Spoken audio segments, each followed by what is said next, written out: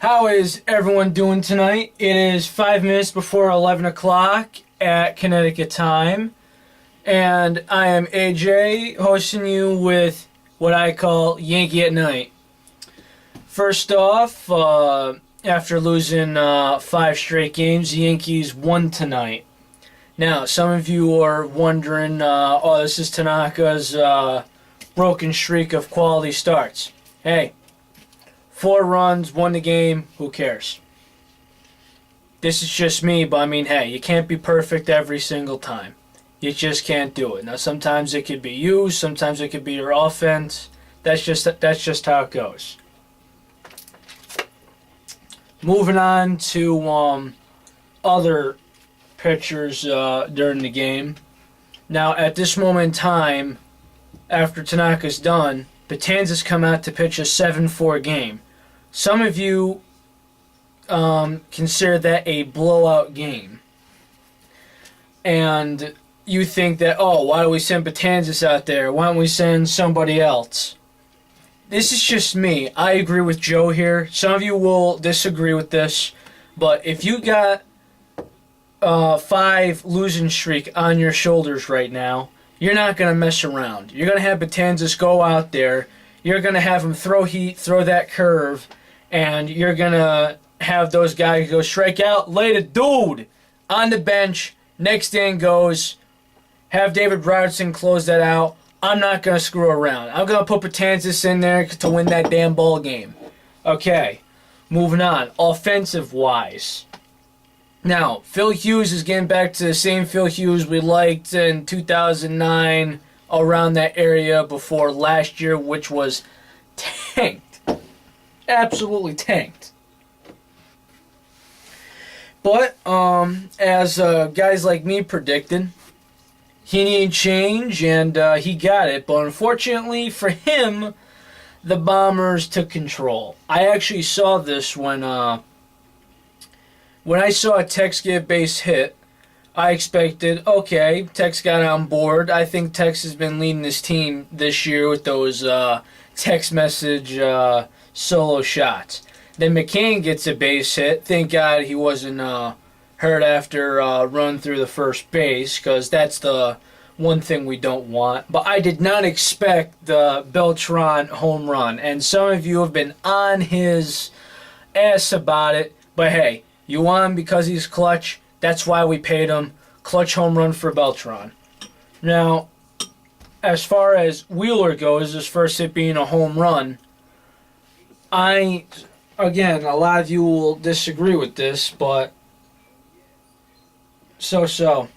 This isn't going to make me completely impressed. I mean, yes, I've liked what a lot of prospects have done. Dean Anna, which I'll get to him in a minute, before he got sent down, he hit a home run at Yankee Stadium. Solarte hit a few home runs. It's going to take a lot more than just, 2 hits, one of them being a home run, to actually be called up to this organization. We've had many guys in here that have been major league level, but have gotten cut just because they haven't been up to the Bronx Bomber standards. And we went through a lot of third basemen last year. David Adams, which for some reason, he stayed around for quite some time. Ian Reed, I think his name was. And Cruz, I forgot his first name. But there was definitely a handful of them. And I know a lot of them didn't stay around for quite a bit. And I know a lot of them got released after we just didn't want to deal with them anymore. And speaking of prospects, Dean Anna today was designated for assignment.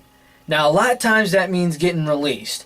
And this is just me, but you're having a guy that you traded from the Padres, which I got to get back to them in a second. And I got to look somebody up at Baseball Reference. Damn, I lost my train of thought. Well, sorry guys. But anyways, if you go through a trade or, you pick him up or anything like that, you see the potential in that guy. Why you get rid of him, I don't care. I really don't care. So if Solarte has been in the minor leagues for so long, I mean, yeah, we saw potential, but at the same time, I mean, I hate saying this, but he's gone cold. That's the only way to put it. And speaking of Padres, right now I'm looking up if this thing would work. More about Chase Headley, his numbers. Okay, best season, 2012, 161 games, 604 at-bats out of 699 appearances, 31 home runs, 115 RBIs, struck out 157 times. That's not Curtis Granderson, Mark Reynolds territory, so that's a good thing. Average 286. And I'm just going to tell you from when he started playing a whole lot of games, like over 100 games, how many home runs he's hit. 2009, 12. 2010, 11. 2011, 4. 2012, he hit the 31. 2013, he hit 13. This year so far, he's got 6. But the way that this is going, he's going to have the lowest batting average that he's had his whole career, and he just turned 30. Now, I'm not sure if the age is the factor there, which is why the Yankees want him so bad, but I'm not liking this. I really don't. Why did we bother to have this thing with Dean Adam if we, wanted to go with Solarte? I mean, really, you want Chase Headley, but you want Solarte and Kelly Johnson with both of them cold as ice?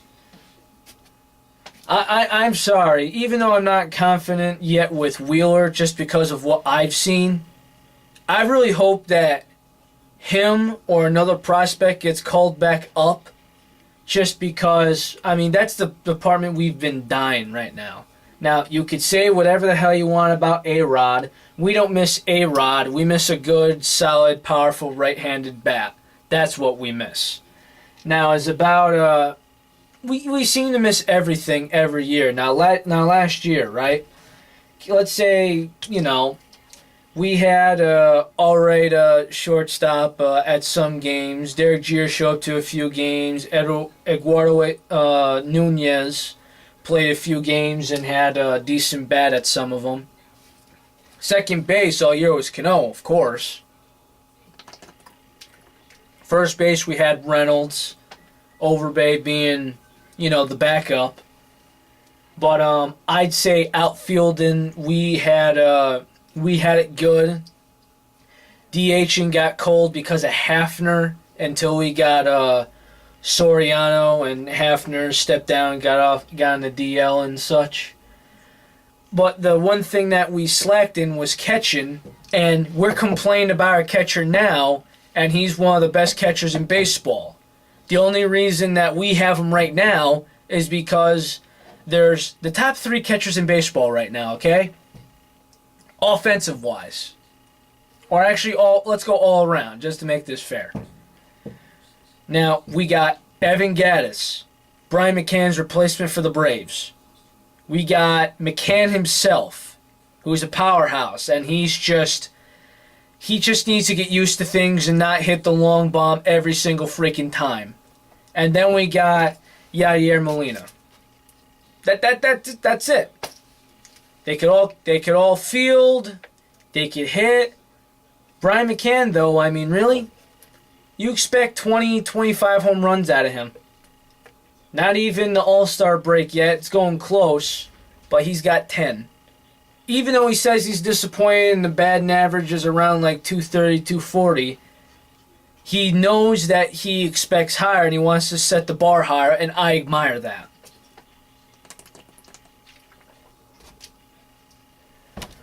But really, I just really don't know where any of this stuff is going. I really don't. I mean, the trades are iffy from Headley to David Price. The bullpen wise, there's just one thing that someone mentioned is that we don't want Betances pitching during blowout games where it's 3 or 4 plus runs a game. And this is just me. Why even have that guy in your bullpen? Now, even though I'm only 20 years old, there's one thing that I've learned. Well, actually, there's a few things I've learned from guys that are old school and they're tough as nails about this sport. Number one, there's no crying in baseball. Although there are some exceptions, such as when Mo stepped off his last appearance last year before, his last game played, and it was at Yankee Stadium. That's an exception, one of the only few exceptions. Number two, if it doesn't matter how much you are getting paid, if you're not cutting it, you're sitting down. Number three, and most importantly, if you're only there to mop up the floor, why the hell do we have you to begin with? Well, we have a bullpen, right? I don't care who you have there. Last year, the Detroit Tigers, they said, had the best rotation in baseball history. Verlander, Scherzer, Animal Sanchez, and all those guys, right? Benoit was an average closer. He wasn't close to Mo. He wasn't Balfour. He wasn't Rodney. He wasn't Houston Street. He wasn't K-Rod. He did not fit in any category. You know what he is? He's a setup man that got a higher ranked job. That's what he is. So, bottom line is, why do we keep having guys like, well, I can't say Jose Ramirez because he's got potential with that fastball. He's just got to waken up, or who knows? Maybe he's one of those people that can't do in the Bronx. I don't know. Let's see. Preston Claiborne. He did great last year. At one point, he had an ERA under 1 in several appearances. Then later on, went downhill. David Huff. Ah, brother. Looking at his numbers right now. For some reason, he did well in pinstripes last year. But, so far, I'm not feeling it, really. He needs to get his butt in check. And, let's see, Matt Daly, I have a feeling, I saw potential last year he had in pinstripes. It looked good. Didn't allow a run. First time back. I don't think it was his fault because the starter had 8 runs go over his head. But bottom line is, I don't care what name you put out of there, right? And I don't care if Betances becomes in that category. You do not have one guy in your bullpen that can't go out of there in a critical situation. No one is going to tell me, oh, he's just out there to waste the innings, eat them up, pretty much mop up the floor. That is not how you play baseball. You play baseball one way and one way only. You play to win the game. And if you're not playing to win the game, and if it's no longer a game, then you need to retire. Now, I don't want to sound like Francesa here, but that's the way it is. That's the way the boss would say it. And we're getting close to the video mark here. We're at over 14 minutes. But anyways, guys, let me know what you think about these trades or the bullpen or tonight's game or anything like this. And I'm not so sure how long this is going to take to upload. It might take a little bit. But I hope you all enjoy and tune in next time, which I hopefully will be relatively soon. Thanks, guys. Later.